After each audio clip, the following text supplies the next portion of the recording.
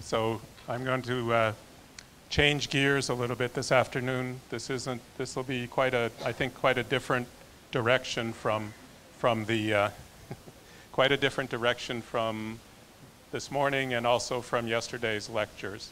But I hope you will find it interesting. And I don't have quite as many slides as the morning, so I hope you'll feel free to ask questions as we go, and hopefully we'll have lots of time for discussion as well. Okay, so biomass energy with carbon capture and storage. So this I showed this morning, and the talk this afternoon is primarily on the second point here, that the opportunity for taking CO2 out of the atmosphere through the use of biomass for energy. And it's, as you will see from some of what I will talk about, it's one of the ideas that is most talked about for reducing the concentration of CO2 in the atmosphere. So here's an outline of what I'm going to talk about. Climate change risks and the carbon emissions budget, which these are terms that you probably have heard about, but I'll explain each one. And the 2 degrees C challenge, this is the agreement in the Paris climate agreement that we try to keep the temperature rise below 2 degrees C and even maybe below 1.5 degrees C.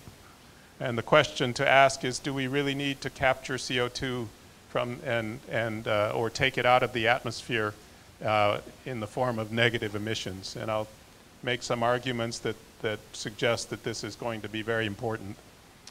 And then I'll talk about some of the technologies that are under development for doing negative emissions, including, importantly, the storage of CO2 below ground.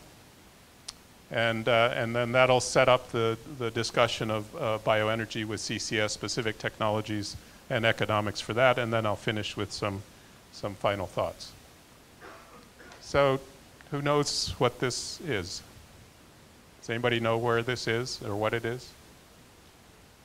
Somebody said? Australia. This is the Great Barrier Reef, which is bleaching. The coral is bleaching, and this is happening in other parts of the world as well. And the analysis that has been done says that this event was highly unlikely without climate change. So climate change is already having impacts on ecosystems in different parts of the world. And this is a diagram from the IPCC, the Intergovernmental Panel on Climate Change, their most recent report that shows the level of risk in different aspects of our global system as a function of the temperature rise that happens with global warming. And the risk is very high to high, moderate, or to none. And so these are unique ecosystems, such as dying coral reefs. And we are already at about 1 degree C of warming, so we are already subjected to some risk, added risk from climate change. And at 2 degrees C, which is the target in the Paris Agreement, we see that there will be continuing impacts, but those are judged by the science community to be maybe tolerable. There's of course a wide range of uncertainty around what the impacts will be, but the general sense is that 2 degrees we might still be okay. So those are the risks, and it's quite a simple matter actually to determine how much CO2 we have left that we can emit into the atmosphere before we will reach a 2 degree C warming. And the reason is this is the warming, and this is the cumulative emissions of CO2 over all of the time we've been emitting CO2 since the beginning of the Industrial Revolution. And what you see is that the concentration in the atmosphere it goes up. The temperature goes up linearly with the cumulative emissions of CO2. So this is what the cumulative emissions have been up until maybe a decade ago, and that corresponds to a 1 degree temperature increase. And as we continue to increase emissions, we continue to climb up this line, and it's more or less a linear process. And these represent the concentrations of CO2 that correspond to warming. So 2 degrees C is around 450 to 500 ppm of CO2 in the atmosphere. And the reason this works so nicely is that we know that about half of the CO2 that we emit into the atmosphere stays there essentially forever, in terms of human timescales. And so from this we can calculate quite easily what the budget is that we have left in terms of CO2 that we can put into the atmosphere before we will be unavoidably committed to 2 degrees C. And it's quite, again, there's uncertainty around it, but the budget that was left to spend starting from 2016 was somewhere between 600 and 1,200 gigatons of CO2. That's the cumulative amount that we have left to emit. Okay? So to put that number in perspective a little bit, yes, question? Yeah, does this account for the saturation of CO2 in the atmosphere, where it's not going to keep absorbing more because it's already absorbing all of the IR radiation? I assume it does. Okay. Yeah, but I'm not a climate science expert, but I think these are climate models that are used, and they are supposed to have the physics of that in the models. So. Right. Okay. Cool. Thanks. Yep. Other questions? Okay. Where? Oh, here.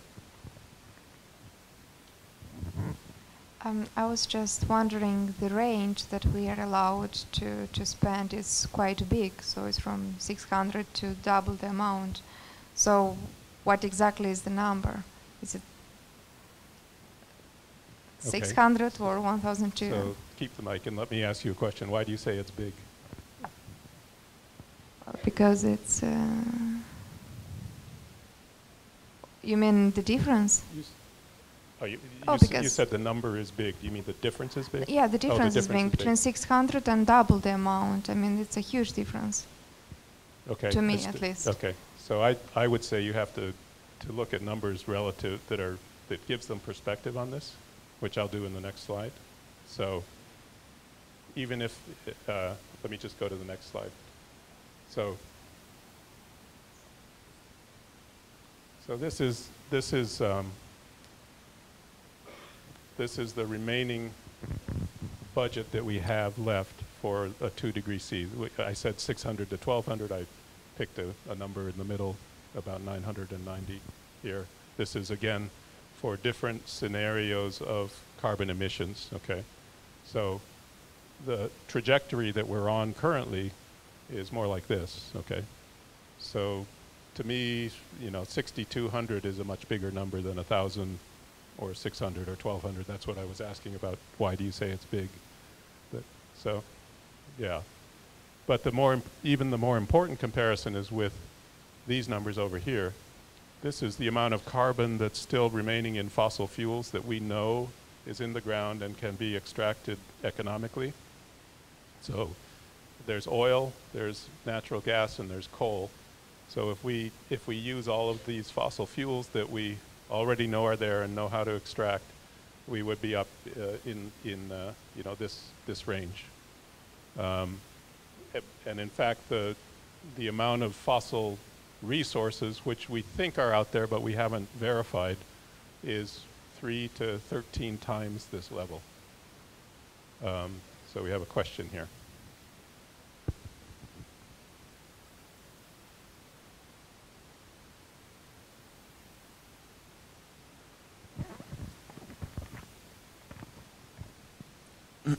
Hello, my name is Alex from Belgium. I just wanted to know what is the actual rate of emission of CO2 annual, and if you it's about 40 gigatons per year right now. Right. So 600, if we have a 600 gigaton limit, that's about 15 years at the current rate if we don't get faster than that. So the point here is that we have a lot of carbon in fossil fuels that we're not going to be able to use if we want to stay below any of these concentrations of CO2. And so the question is, how fast can the world shut off the fossil fuels? And so far it hasn't been shutting it off very, very rapidly. And the question is, will it shut off rapidly enough to meet the 2 degrees C? And if it doesn't, then you need to take CO2 out of the atmosphere. And that's where the idea of negative emissions comes in. So most of the, as I'll show you, most of the scenarios for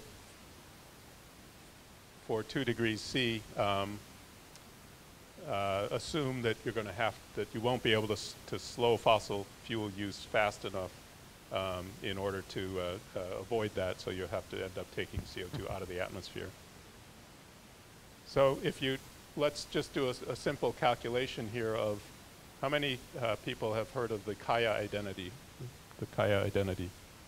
Okay, a few of you. So this is just a very simple relationship that says the amount of CO2 that's emitted per year globally or nationally or at any level is the number of people doing the emitting, the GDP per person per year for the region, the energy use per GDP, so this is sort of an energy efficiency of the economy, and then the carbon intensity of the energy that we're using.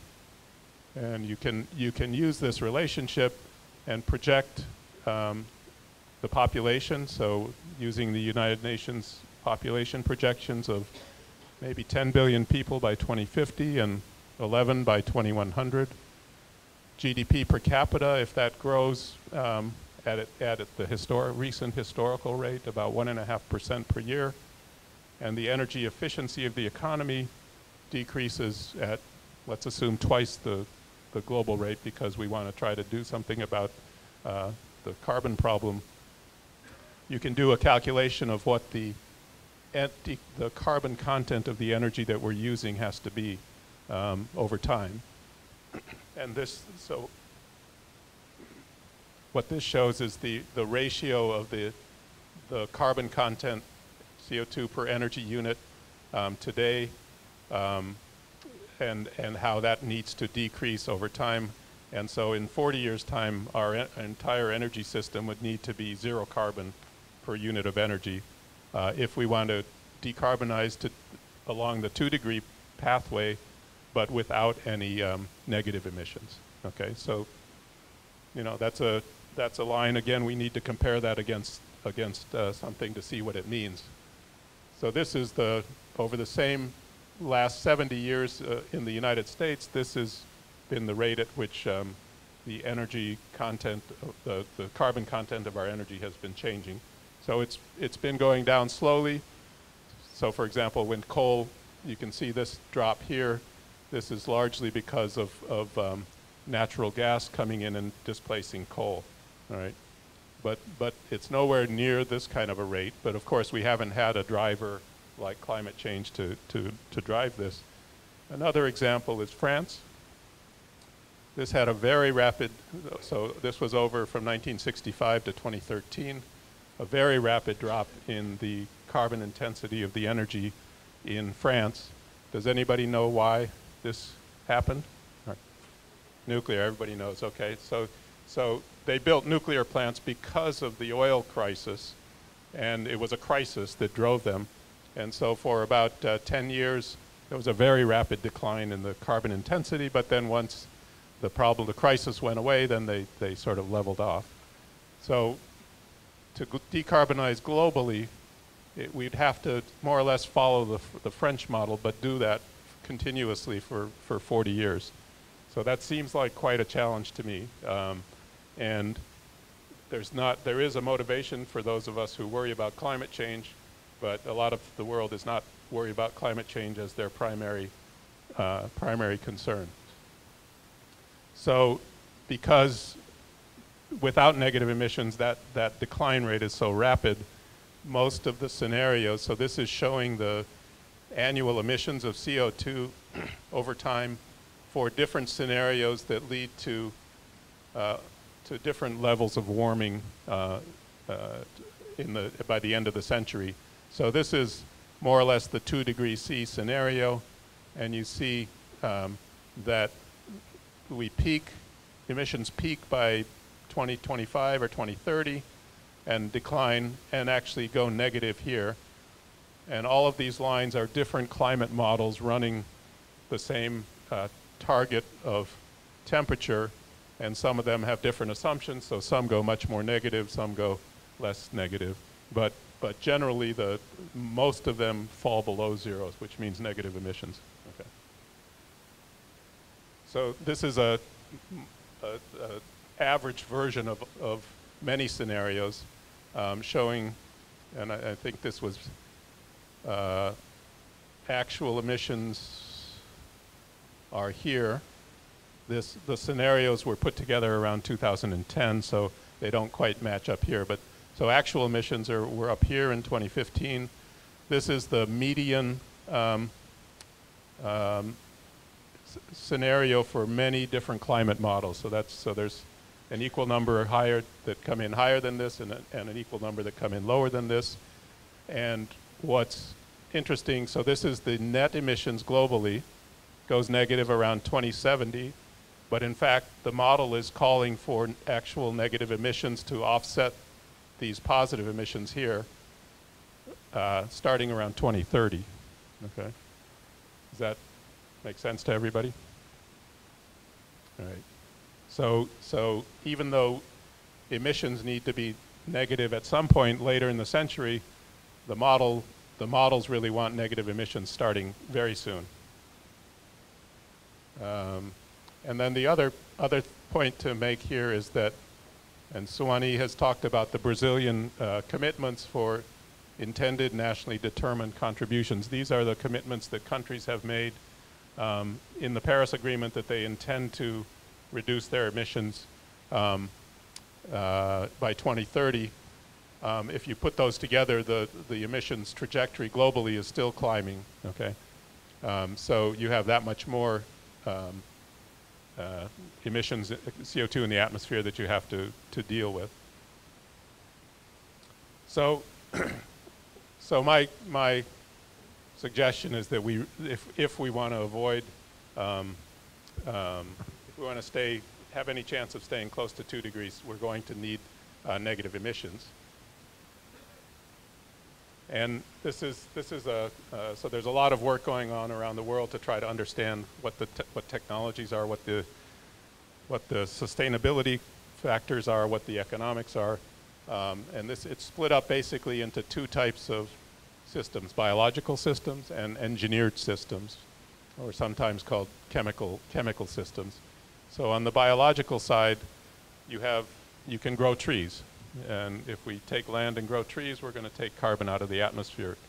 But we'll have to leave the trees there, and the land won't be available for other purposes at that point.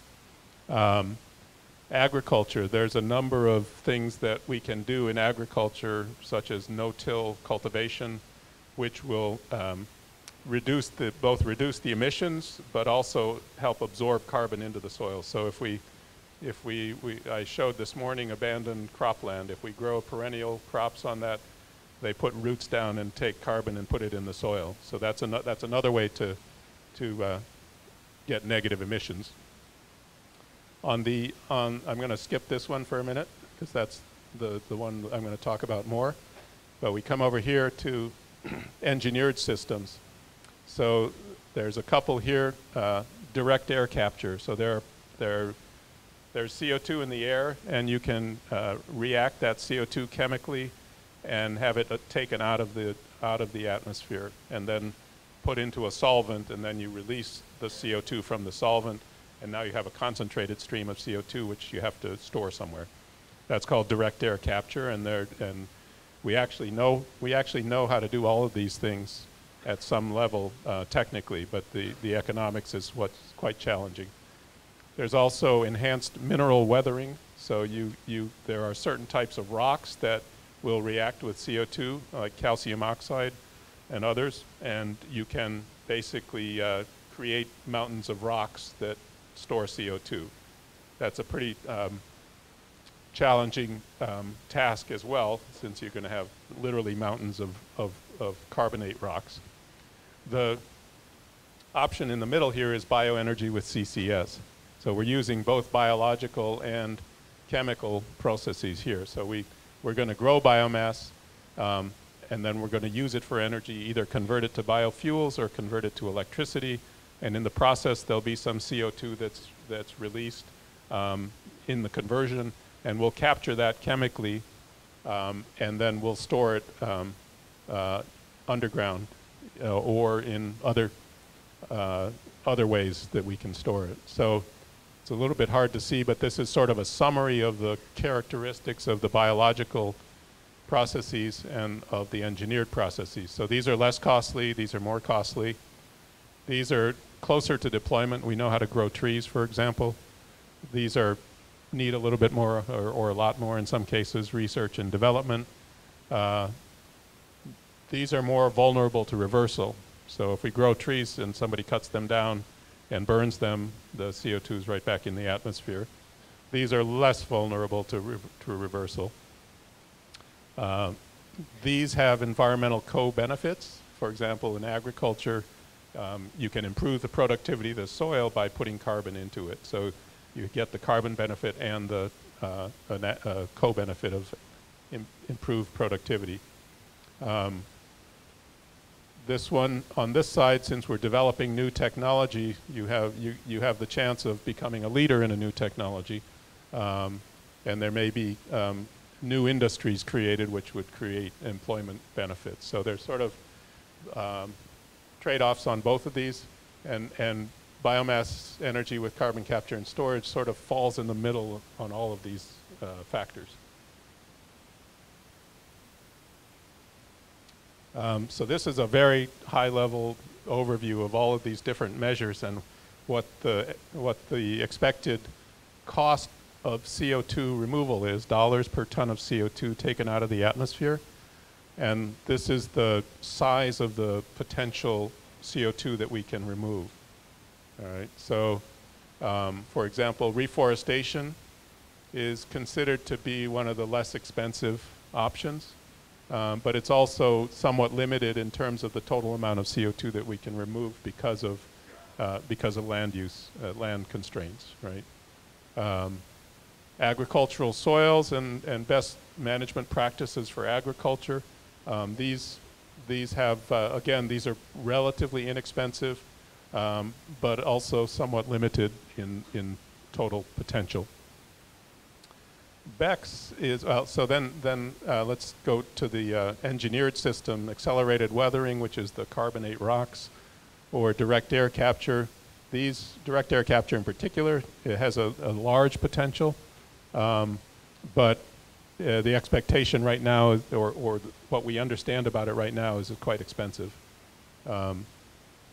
Ocean fertilization, I'm not going to talk too much about this, as Charlie mentioned it in his talk, where you could store, you fertilize the ocean with a nutrient like iron that's the limiting nutrient for the growth of algae or plankton, and that promotes the growth, which takes CO2 out of the atmosphere, and then the carbon sinks to the bottom of the ocean. That's generally, I think, and Charlie can talk more about this, is that it's generally considered the risks to the ocean ecosystem are too serious to pursue that route. But there were estimates made at one point of what the cost and potential would be for that. Biomass energy with CO2 capture and storage, it falls in a relatively low cost range and a relatively high potential for cumulative CO2 storage. So that makes it an interesting one. If we're going to go after negative emissions, it makes it an interesting one. But again, all of the issues of sustainability that we've been talking about the last 2 days, they all apply here, plus some additional ones because we're storing CO2 below ground.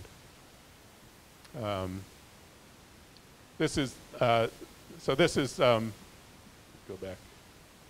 This is basically this dot here. A little bit more detail on different measures that you can take, restoring degraded lands, biochar application. I haven't talked too much about biochar, but Charlie talked about it yesterday. That's where you do a pyrolyzed biomass, and the solid fraction that's left over is essentially carbon that can be, it's solid form that can be buried for storage or put into the soil to increase the productivity of the soil and stored that way. So there are a number of different measures, and they have different areas across which you can adopt these measures, and the reduction per hectare utilized changes that you have some very high potential measures and lower ones here. And yeah, this came out of a paper in Nature called Climate Smart Soils, if you're interested in digging into that. The total technical potential here was estimated, if you did all of these measures, somewhere between 4 and 8 gigatons per year.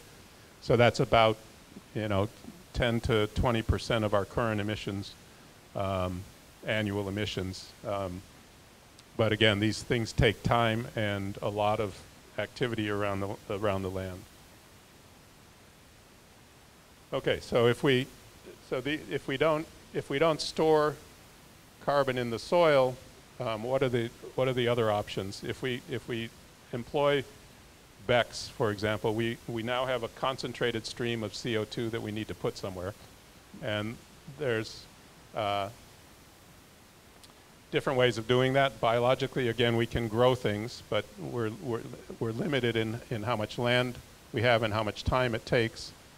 We have the mineral weathering that I mentioned. Again, this would involve lots of mining, big reactors, and probably impractical volumes of rocks.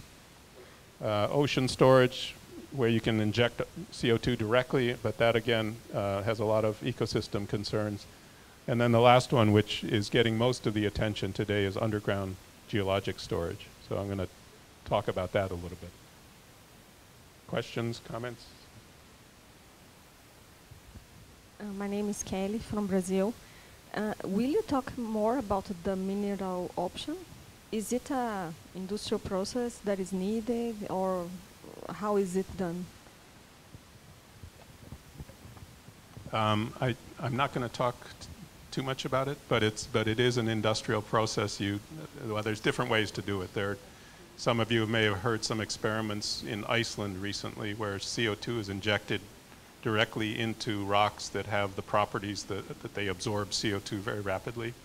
So there are some unique geologies where that will work, but the more general one is where you mine rocks and then you put it through an industrial process to react with the CO2. So it's a lot of mining and a lot of industrial processing. Yeah. I think there is an expression that the cheapest energy is the one that you don't consume, you don't spend.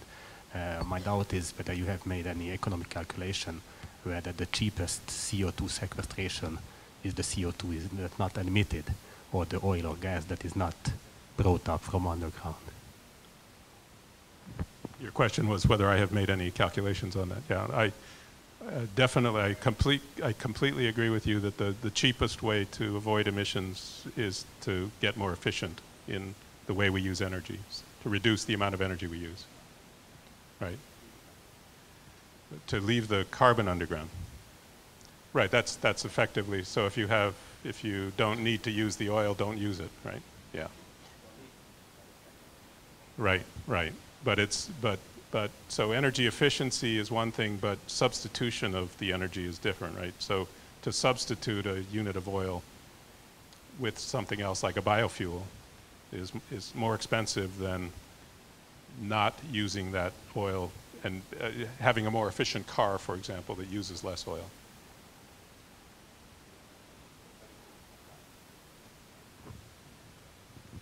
What you need to compare is the unit of oil, the barrel of oil extracted from the ground, compared to what would cost afterwards to capture that CO2 with one of these processes.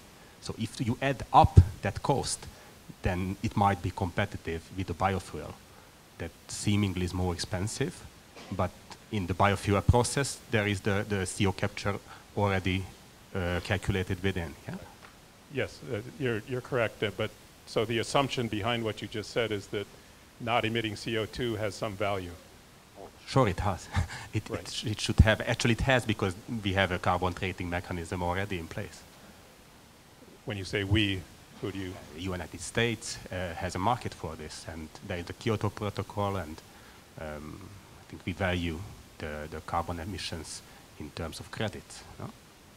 Have you been following who's the president of the United States right now? California has a market, and the Northeast has a market, and the European Union has a market. So there is a value, but the value is way too low to have an impact that's needed like this. But I basically agree with you that if carbon is valued high enough, then that's the calculation that needs to be done. Yeah. Okay. Other questions? Okay. So let me talk about CO2 storage, because this is a somewhat controversial technology with a lot of people, and particularly people who are purists, I would say, that it has to be all renewables to solve our problems, because this has the sort of, sometimes people call this geoengineering, because we're changing things quite dramatically. But if we're going to not be able to stop fossil fuel use for whatever reason, political or otherwise, it may be something that we have to do. So I think it's important to understand what the consequences might be and what the cost might be of doing something like this. So the IPCC has done a special report on this quite a while ago now, and their assessment, which is quite preliminary, but I think there's quite widespread agreement since then on this, is that there's a lot of capacity below the surface of the Earth to store CO2. That's where we've taken the carbon from originally as fossil fuels, so there's room to put it back down under. Oops. There's also, so the estimate here was about 2,000 gigatons of CO2, and fossil fuel emissions are about 40, so that's about 50 years of, if we captured all the CO2 from fossil fuel use, that's about 50 years that we could put it away, which hopefully will give us time to find something better, better solution. The concern about the CO2 staying below is one that a lot of people have, and again, you have to look very carefully at where it's going, but there is quite a high degree of confidence that places can be found below ground to keep it there for a long period of time. And then the other issue is you have to have pipelines of CO2 to take it around to places where you put it below ground. And there are lots of those CO2 pipelines operating today. I'll show you some in the US. And so that's not considered a very risky thing. So there's different places underground where you can put CO2 and different ways of doing it, and this is sort of a summary of the different ways. So the first one is enhanced oil recovery, which means you, in an oil well that's been producing for a while, as the oil production starts to decline, if you inject CO2, you can push more oil out. And at the same time, the CO2 is going to remain there when you finish the oil well. You close it off and the CO2 stays down below.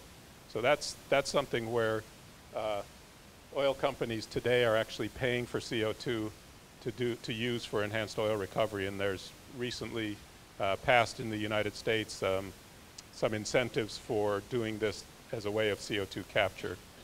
So that's something that's essentially economic today. You get paid for the CO2, right? You have oil and gas wells that have stopped producing altogether, and you can inject CO2 into those and then seal them off. That's another way another place to put it. And those formations kept the oil and gas in place for millions of years, so the expectation is that if you close the holes where you took the gas and oil out of, then you'll be able to seal that back up, right? But the problem with that is that there are not that many places where you have old oil and gas wells that you can use. Also, coal seams that are not mineable, that are for whatever reason quite deep, you can inject CO2 and it will adsorb onto the coal and displace methane, and so you might bring up some coal bed methane in the process. But the place where most people are thinking who are looking at this issue is in deep saline aquifers. So these are formations far below the drinking water level that is basically salty water that doesn't ever circulate with the human hydrologic cycle. And there's vast quantities of that kind of capacity, these sedimentary formations, all around the world. And that's viewed as the most likely long-term place for storing CO2. And so this is a map that shows the sort of based on the understanding of the geology in these different regions, the expectation of where you can put CO2, and the most likely places are in these deep orange colors. So you see the United States and Canada has quite a large potential there. Some in the Middle East here, some here, some in Russia, a little bit off the coast of Brazil here. But then there's also places where there might be, we don't know, we need to explore a little bit more. There might be pretty good places to put it, places like Sub-Saharan Africa, Australia, Southeast Asia, and so on. So this was an early estimate, but it's getting refined over time. People are looking at specific regions much more carefully, and actually there are a number of projects now going on to store CO2. But of course, people are worried about leakage as well, and what you worry about is the CO2 not staying down and coming back to accelerate the climate change. You can also have CO2 that will sort of bubble up underground and asphyxiate plant growth. And you can also potentially get it leaking into shallow groundwater in different ways. And so there's a lot of people who are doing research to try to understand these different leakage pathways. You have a question? Is there a business model for this besides the carbon market? Who is paying for the capture and storage? There is no business model other than the carbon market, except for the enhanced oil recovery, which there is you get paid for, yeah. So, but that comes back to the first question that you had, was what is the value that people are putting on avoiding carbon, right? And right now, there is no market for this. But there is work to understand.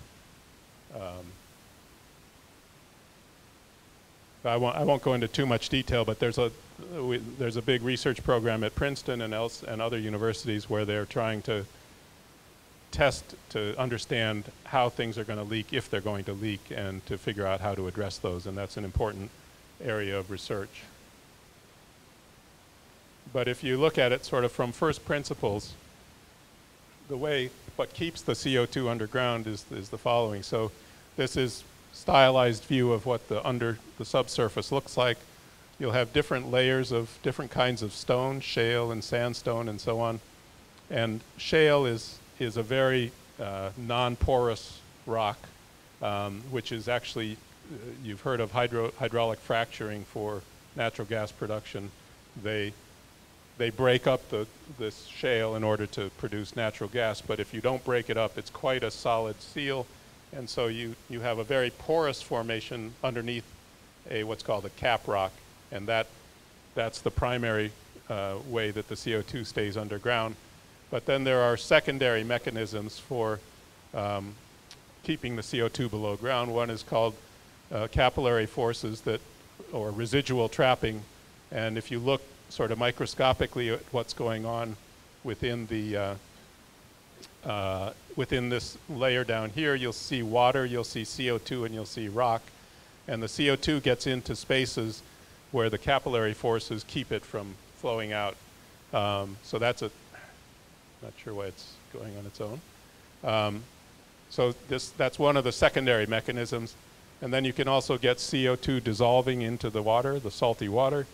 And then finally you get conversion into carbonates or solid materials. And so these are secondary mechanisms, but the primary one is this cap rock sealing. And if you look over time, what happens is that when you first inject CO2, the main mechanism for trapping is this cap rock. But over time, you get more residual trapping, you get more solubility trapping, and finally you get more mineral trapping in a very long time frame. So as the longer you go without leaking CO2, the more likely it is to stay down. So we're still developing a lot of understanding about this whole process, but it's starting to be recognized enough that there are a number of real projects going on around the world. There's an organization that's based in Australia that keeps track of all the projects going around the world, and I've listed just a few here to give you an idea of what the activity is around the world. So the very first project that was, and I'm not going to talk about all of these, just some of them, but the very first project that with CO2 capture and storage was injection into a saline aquifer, one of these deep formations. And they've been putting about 1 million tons per year of CO2 for over 20 years below the bed of the North Sea. This is a project called Sleipner, where they are extracting natural gas that is a mixture of natural gas and CO2. They strip the CO2 out, they send the natural gas to the Norwegian market, and the CO2 goes down below ground. And that's been 20 years that they've been injecting and monitoring it quite carefully. Question? Please, can you go back one slide, please, 1, 2, or another, please. I think it's 1 or 2. Is it the map of the potential?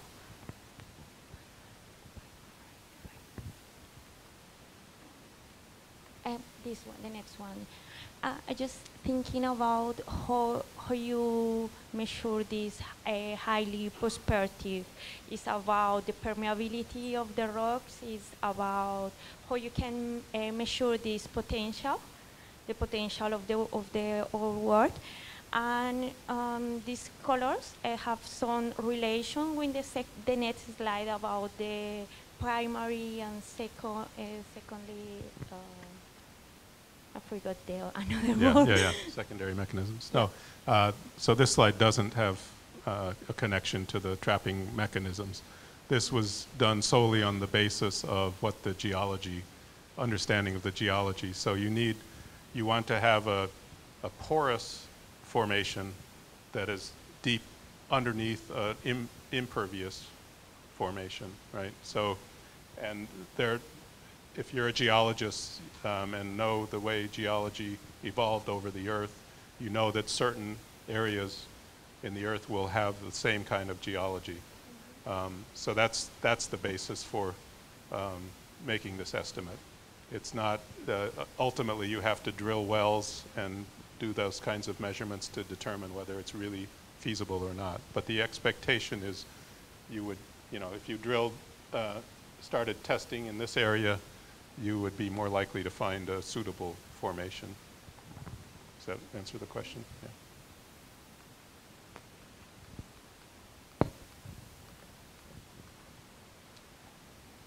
Yeah. Okay, I talked about this one because that's the very first one that, first project of large scale, 1 million tons per year of CO2, and has been quite successful, carefully monitored because it was the first of its kind. Another one that has been running, these two here, well, let's go to this one, US, Canada. This is a synfuels production from coal, which is in North Dakota in the United States. This was a project that began in the oil crisis in the late 1970s, and it has continued to make transportation fuels from coal, but capturing CO2 and sending it into across the border to Canada, where it's being injected for enhanced oil recovery. And they've been running for about 8 years now, putting 3 million tons per year of CO2 into, and again, being monitored very carefully because it was an experiment in CO2 storage. There are a number of other ones. The other one I'll talk about here. Yes, sorry. EOR, enhanced oil recovery. So putting CO2 into the oil well and getting more oil out, yeah. This one right here is just started last year. Again, 1 million tons of CO2. That's coming from a corn ethanol plant. So that's the first, I would say, the first real BECCS plant that's operating in the world. This is taking the CO2 from the fermenter. It's a very pure stream of CO2, quite inexpensive to capture. You compress it, and it happens that Illinois overlays a very large formation, geologic formations that's ideal for CO2 storage. It's called the Mount Simon Aquifer. So the point here is that there are a number of projects where we're trying this out, and there is no real market driver, except in the cases for EOR, you get paid something for your CO2, but even that is not, probably doesn't justify the cost of these projects, so there's often government support that goes to help. Here's the Norwegian one. So this is a gas field, natural gas. So they drill through to take natural gas up. Right here on the platform, they separate the CO2 chemically from the methane. The methane goes to the continent, and the CO2 goes down and is injected in a separate formation. So it's actually, the formation here is actually higher than the one down here. But this one they've monitored very carefully. This is the injection point, and these are mappings of the CO2 that's been moving under the ground. So they're learning a lot through this process, and so far it seems to have been quite successful.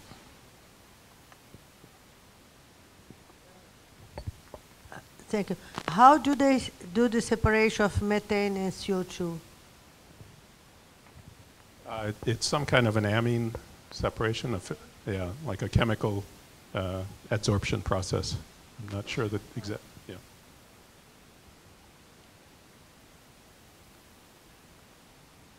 And this is the ethanol fermentation CO2 in Archer Daniels Midland corn ethanol plant in Decatur, Illinois.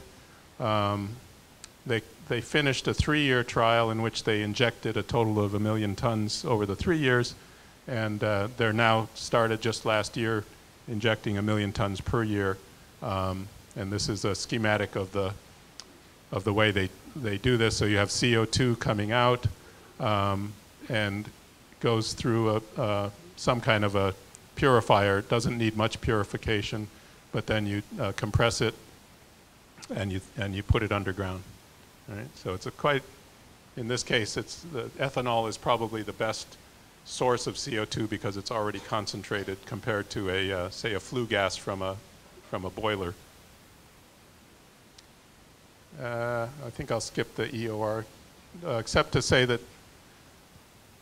that in the United States, these blue lines here, these are CO2 pipelines that are already in existence, and it's unfortunate, but natural CO2 is extracted from the ground and piped 800 miles into Texas from Colorado to use for enhanced oil recovery. So they're actually mining CO2 rather than capturing it from sources because it's a lot cheaper to do that.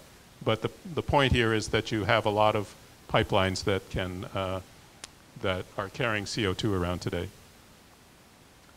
All right, so that's CO2 capture. We understand how to do it, the economics. There's not a market that drives it right now, but we have sort of the tools in the toolbox if we need to use them.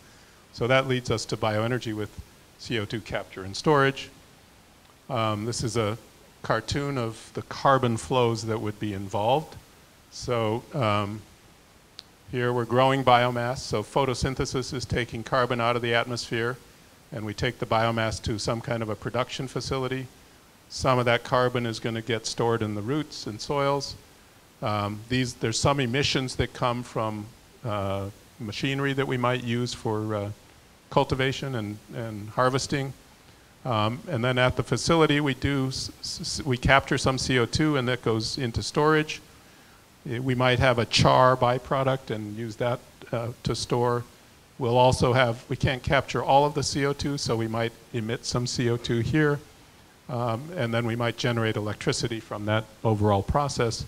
And if you draw a line across here to the atmosphere, you can see that and these arrows are more or less to scale, there's more carbon coming out of the atmosphere than going back into the atmosphere. So on a life cycle basis, and we're assuming that this biomass is being grown every year. If we also make fuel, or make fuel instead of electricity, now some of the carbon goes with the fuel, and we burn it in airplanes or cars or what have you, and so we have some more emissions to the atmosphere. But again, if we draw a line here, we'll still have more coming out of the atmosphere than going into the atmosphere, and so it's net negative emissions. So that's the carbon balance for a BECCS system. And most, as I said at the beginning, most of these 2°C scenarios, whoops, I have a question back here. Oh, you got it.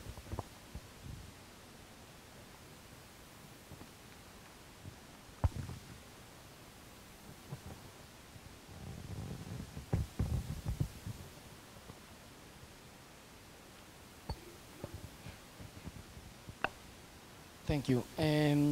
When you speak about EOR, you are referring enhanced oil recovery?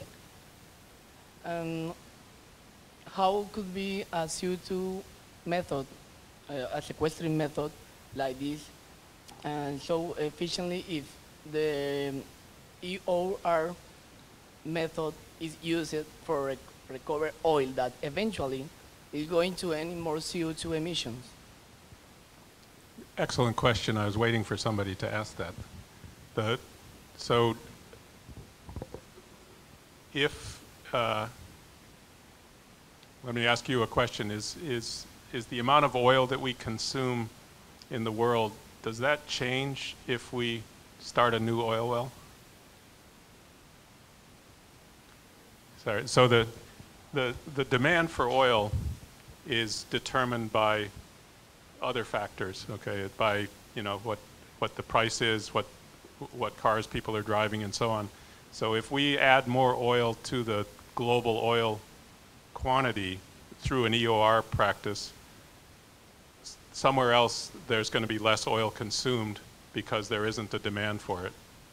So that's the argument in today's world. As we get to a world where we're using very little oil, then the EOR, you're absolutely right that the EOR is going to be adding more. But in general, the demand for oil sets how much oil gets consumed, not how much we produce by EOR. So that's the argument.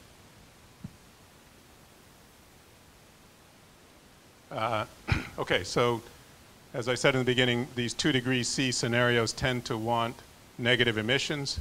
And I didn't tell you how they get negative emissions, but they tend to love BECCS technologies for achieving negative emissions. And in most cases, they are dealing with electricity generation systems. And in this case, it's a gasification system, CO2 removal, and then a combined cycle to make electricity. That's a technology that I spent a lot of years trying to understand. And it hasn't developed quite to commercialization, but you could also have a conventional Rankine cycle system here, a little bit less efficient. Or you could have liquid fuels as well with carbon capture and storage. This is Fischer-Tropsch system that I showed this morning. I won't go into the details, but basically you can capture CO2 and make electricity, or you can capture CO2 while you're making liquid fuels. And the reason that,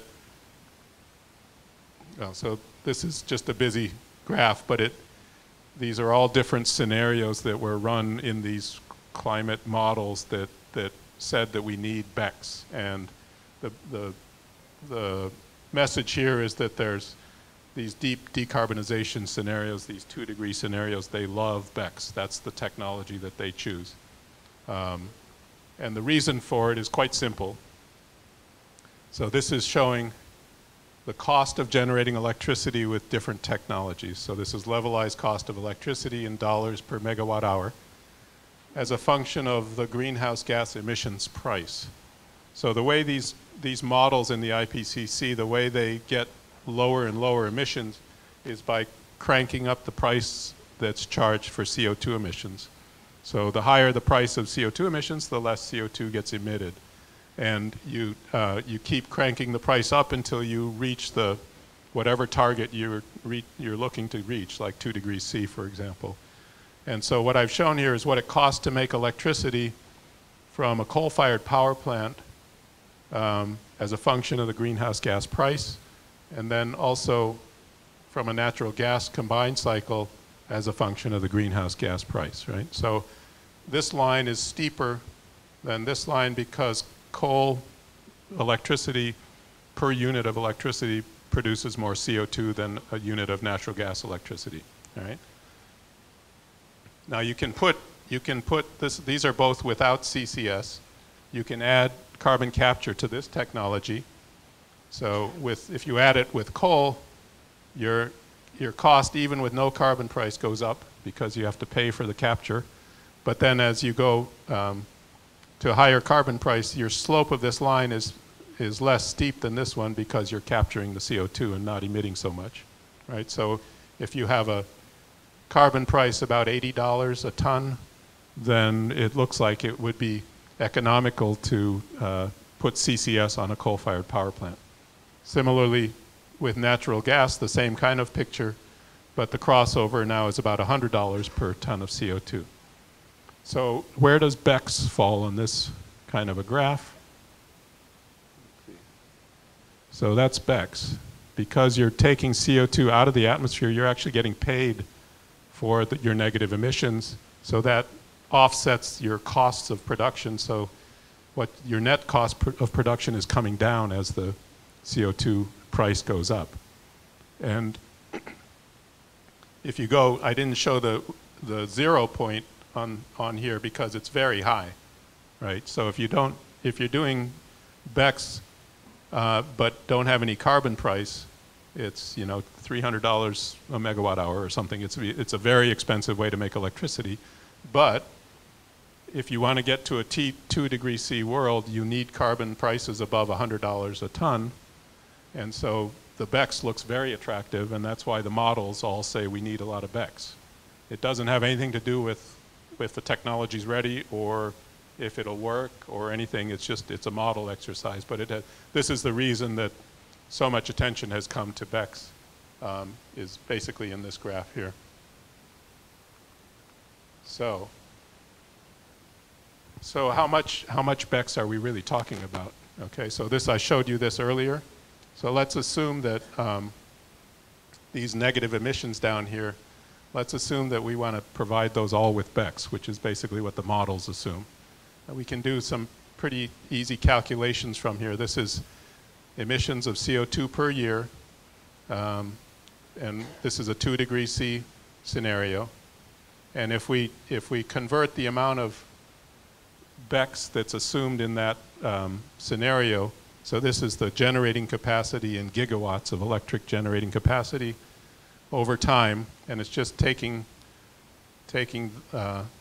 these negative emissions and turning them into electricity generation given how much CO2 you can capture for each unit of electricity generation. And you can see that this is the rate at which you would have to add BECCS generating capacity. From 2030 to 2050, we need to build over 200 plants per year, 38 gigawatts per year. It slows down a little bit and then speeds up again as we get further out. And just for comparison, a technology that we know very well, coal-fired power plants, the average rate of addition of new coal-fired power plants is about 60 gigawatts. So these numbers are not unreasonable in terms of if we know the technology and know how to deploy it. These units don't have any CCS. They're just standard technology that's 100 years old. We know how to do it. So there's some question of whether we can go at this kind of a rate. Another way to look at these numbers is how much CO2 do we have to put below ground, okay? And what I'm going to compare it to here is so this is what BECCS requires for global CO2 storage relative to the amount of oil production that was going on globally in 2015. So if you imagine oil coming out of the ground, you want to reverse that and put a fluid below ground. So by 2040, 12 years' time, we have an industry that's putting CO2, the same amount of CO2 below ground as oil coming out on a volume basis today. So if you can imagine an industry, the oil industry being built in 12 years, then you can believe these model results, right? Does that make sense? So these models are basically ludicrous in terms of the projections that they're making. But at the same time, it's drawn the whole world's attention to BECCS, and people start thinking we'll solve the problem by doing this. It's not nearly as simple as that. On top of that, you need to have the biomass to provide for these systems, and these are just a range of estimates of how many exajoules a year of sustainable biomass we can get. I think this is in 2050. And you can see it's anywhere from 0 to more than 600 exajoules. And I didn't do the calculation of how much biomass we'd be using in those BECCS. It's somewhere in the 100 to 300 range, I think. So there's questions, all sorts of questions about the feasibility of BECCS, okay? This was a recent analysis of those same scenarios that was done to see how fast they're assuming you're changing the land use in order to meet the BECCS requirements. So this historical rate of increase of soybean and oil palm, so this is the relative rate of expansion in % per year. So, you know, in some years soybeans expanded more than 10% per year, but then kind of fluctuated. Sort of on average it's maybe 7 or 8% per year. And then these are the scenarios of energy crop expansion in these 2°C scenarios. So they're assuming that you're getting very rapid change in land use, and you're using a lot of land, half a billion hectares of land for energy crops. So again, lots of assumptions that don't come out when you see these results, but they raise a lot of questions about BECCS. Well, and then I'll just leave with a question, you know, what if emissions don't peak until 2030, which is, so all of these scenarios have been here, right? Then if we don't peak emissions until 2030 and then start to bring it down, we need that much more negative emissions. And I actually did the calculations, and we basically need twice as much BECCS as I was talking about here if we don't peak until 2030. So I hope I've made you a little bit skeptical about BECCS on the scale that we're talking about here. I think it's still an important area, and negative emissions are going to be important, but we can't get carried away with having found a solution to the climate problem because we think that BECCS is going to do it. All right, so yes? Just to raise the controversy, IEA Bioenergy, the director, I can't remember his name now, of course, they claim that this is the only solution. I was paying attention to their presentation in last Bonn Climate Conference, and they presented BECCS as the main solution for climate change. Who knows? So main solution with what temperature rise? 2 degrees C? Yeah, I don't think that's going to happen.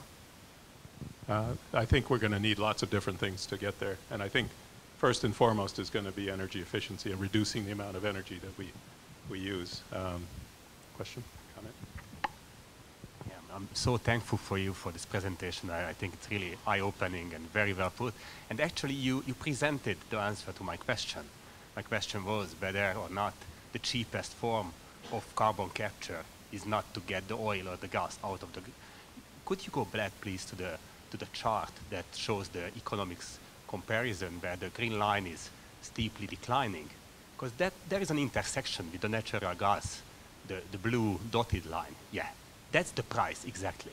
So what price is that? $7.80 US a megawatt hour? If you put that $80 US, no, I'm looking at the other axis, yeah, the x-axis. That's the price, right? That's the levelized cost of electricity. It puts at $80 US. Can we or not generate renewable energy without any emissions by solar or wind at $80 US megawatt hour? I think we can much cheaper. So neither BECCS nor fossil will need to be used. Is it or not? Does the wind blow all the time?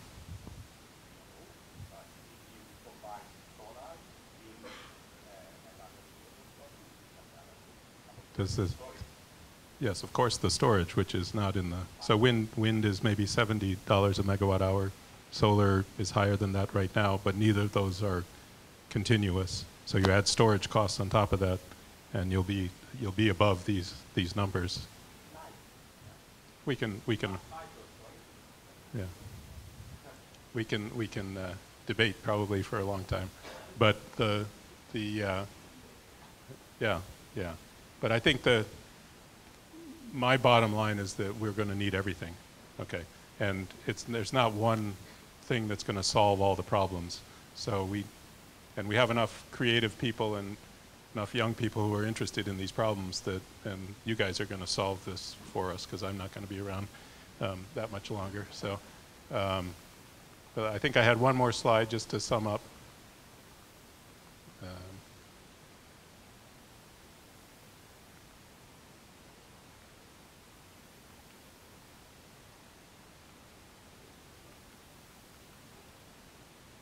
Okay.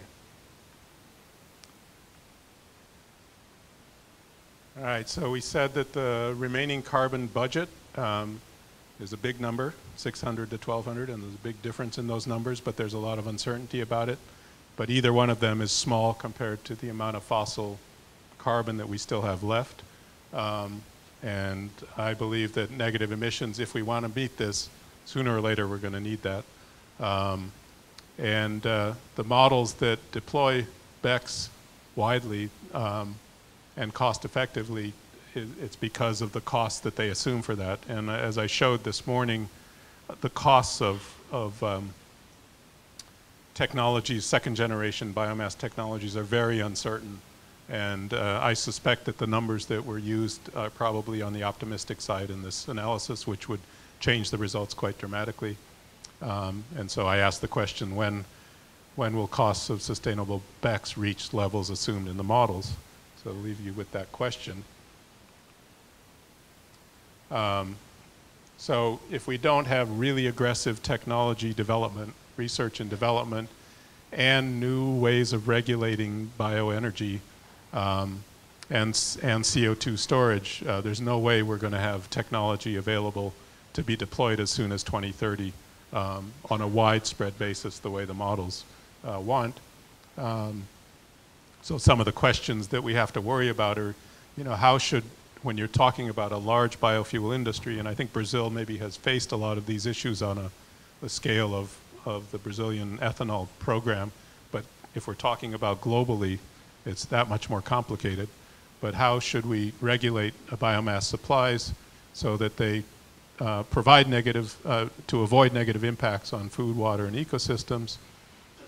I didn't talk about it, but there's something called the mountain of death for technologies, where when you first come up with a technology idea, it seems like the greatest thing since sliced bread, and it's so cheap, it's going to be just save the world. And as you work your way developing the technology.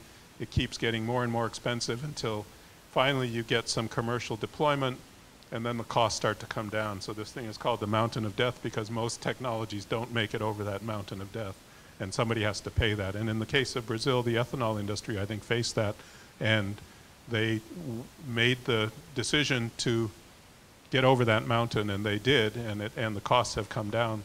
But that's the kind of mountain of death we're facing with a lot of these BECCS technologies. And then there's also the CO2 storage. It costs a lot of money to figure out where that CO2 is going to go. You have to drill wells, you have to do all sorts of measurements, and you have to do them in many different places. Somebody's going to have to pay for that. So looking ahead, just some ideas for maybe ways to get ahead. There's a public-private partnerships are going to be important for supporting R&D because the private sector has the potential to benefit with new technology if they can develop it and the market is created for it.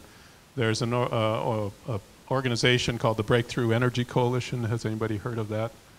This is Bill Gates, Microsoft CEO. He and a bunch of other billionaires said that they would create a fund if governments around the world would match it.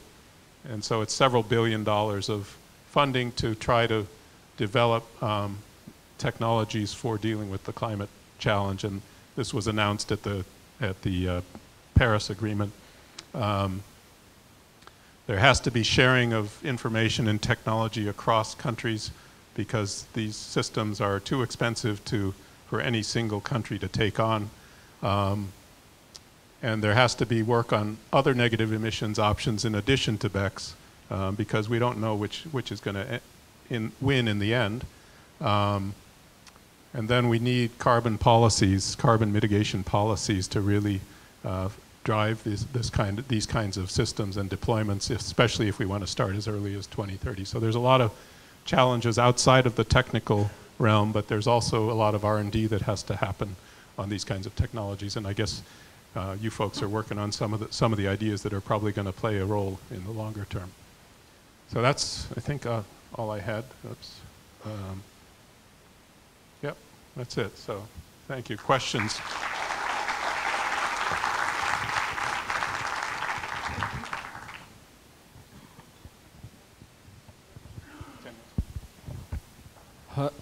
Hi, I'm Pedro from Portugal. And I got a question. When we usually produce biofuels, we locate these crops outside of our cities, of course, but the main pollution will come inside of the city. So which of these carbon capture techniques will play a big role in decreasing these pollution centers? Well, so usually the carbon capture technologies will be, CO2 is sort of the last pollutant that gets captured. You have to take other pollutants out before you get to the CO2 capture, otherwise the CO2 capture won't work. So are you asking about the pollution from biofuel facilities? Or? Yes, but other types of pollution as well, because we are trying to tackle this CO2 emissions issue, right? And so carbon capture can be a way to decrease emissions in the near future. So it's, yeah. So, excuse me. So what I was asking is, we have like the two negative emission types, the biologic and engineered, and maybe the direct air capture could be applied in the cities. How can we?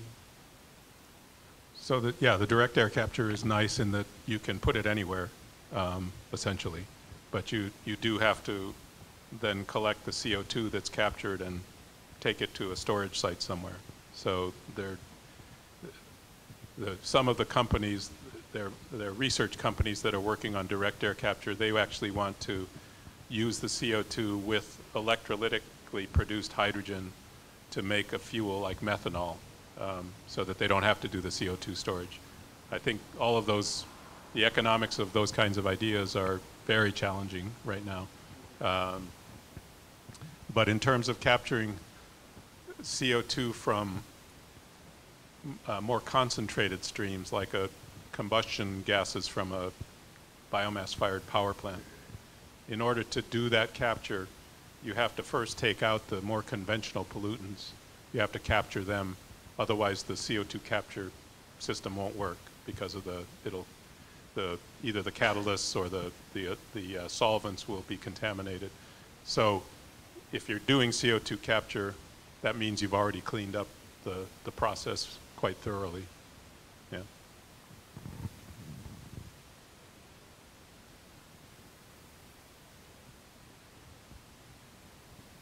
Any more questions? Or?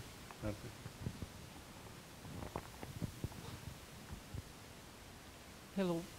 Thank you, Professor, for the really nice presentation. I was just wondering, do you know if there's any study that combines the biomass power plants with the carbon capture storage potential, like as if it was an atlas combining both? Because in the biomass power plants, you will need a specific kind of rock to inject this CO2. It will not be able to do it in any place where you have a biomass plant. I see. So yes. So in the U.S. at least, there's a carbon storage atlas. It's called, which has mapped out the places where the formations are particularly favorable for storage, and then in terms of where you put biomass plants, one could locate relative to that. Is that the question you were asking? Or? Yeah, actually, I was thinking about already existing biomass power plants, so that you will implement the CCS. Oh, I see, the existing ones. I haven't. So we just had a PhD thesis that finished where there was an investigation of the location of storage relative to the corn ethanol plants. Okay, so the corn ethanol plants, they all produce CO2, and it's very cheap to capture. And what would be the system that you would put in place if you wanted to do that capture, and where is the places where you would store it, and so on. So there's been some work done on that, yeah. Perfect, thank you. Thank you. I remember in the list of CCS projects, there is one ethanol plant in Illinois, is that so? Where you capture CO2. You capture only from fermentation, or you capture also from flue gas? Only fermentation. Okay.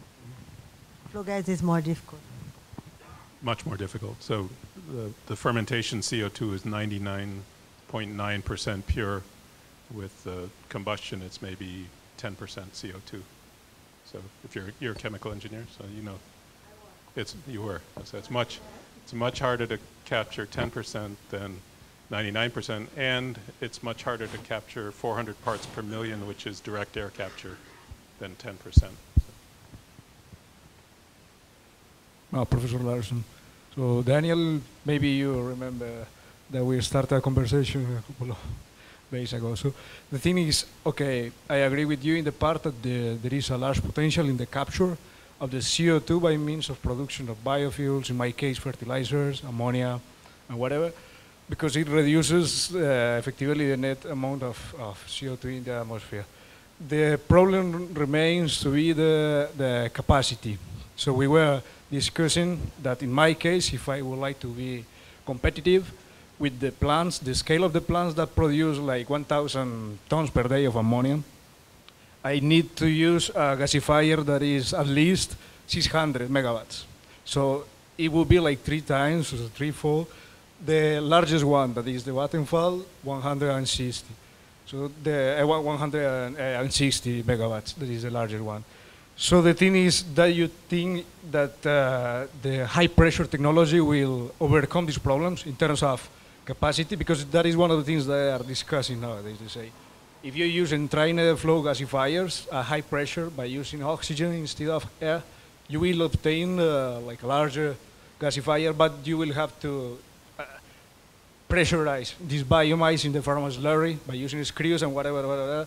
And all those problems have not been addressed so far, and probably they are not going to be addressed in the near future. But you think that by using the low pressure gasifiers with air in a separated twin Battelle gasifier, for example, and catalyst, we can increase this rate of reactions by means of, I don't know, reducing the pressures and temperatures like it has been done in other type of biological processes. It's because this bottleneck of the capacity is the thing that doesn't allow the fertilizers production by means of renewables.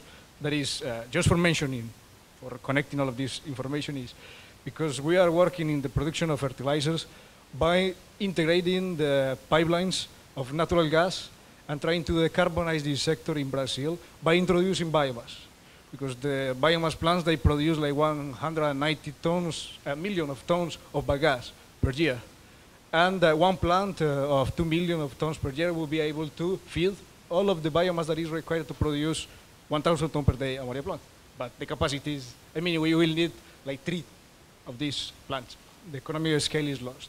So what do you think that is the next step in order to tackle this problem? In the catalyzers, pressures, thicker reactors, or we definitely need to move to biological processes, whatever we are speaking in this? Well, so maybe we'll talk about the details offline, but I think your economics assume no carbon price, right?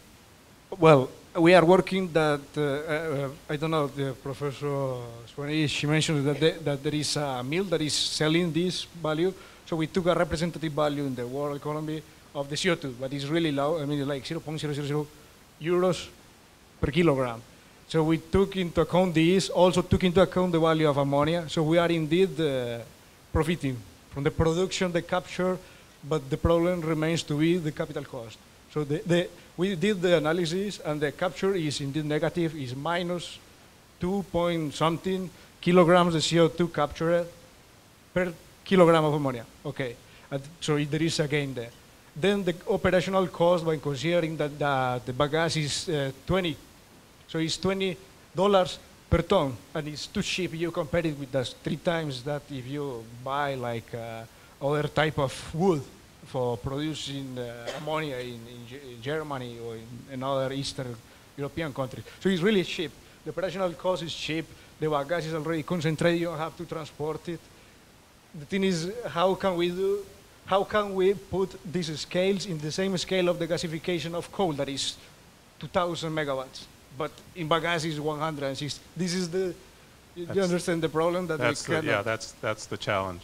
Yeah. But let's talk about it offline, because I think maybe we're going to get into too much detail that won't interest everybody here. So, but let's talk right after we close the session here.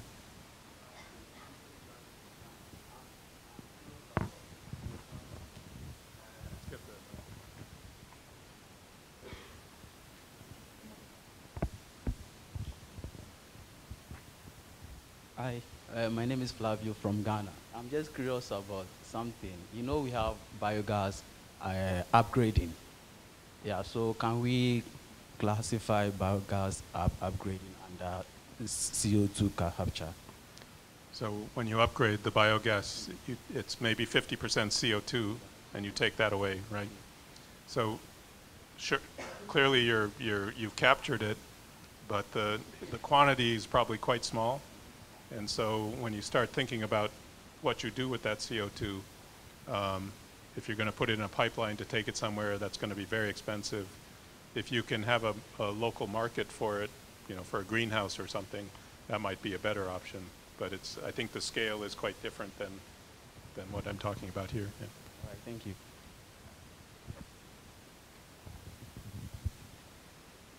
Any more? Really being very interesting point to this, the CO2 problem.